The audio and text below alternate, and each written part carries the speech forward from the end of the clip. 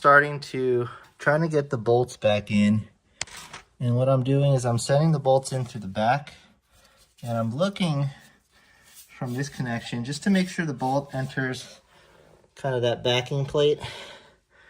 And if you can see it correctly, you can see that the bolt has entered the wheel bearing.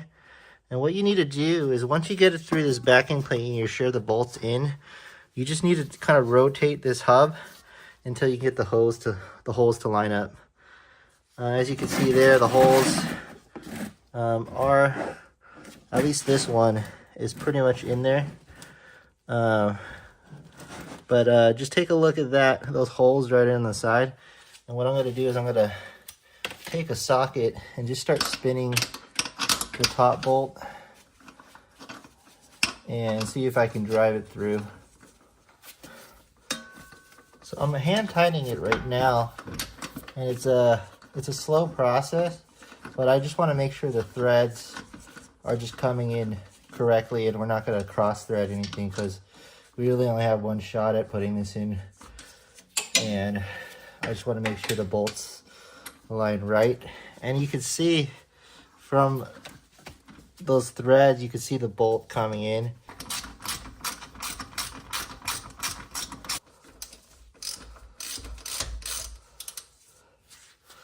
And I'm going to quickly show you guys how my ratchet's positioned. It's actually in between this kind of camber arm and the axle arm itself on this side.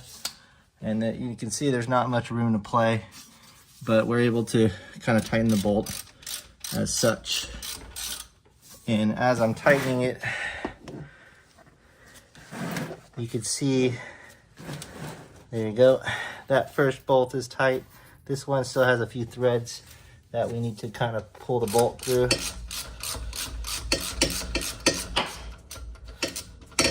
So that's done there. And you can see that now the bolt is all the way through. I have one more at the top, so I'm going to do that now.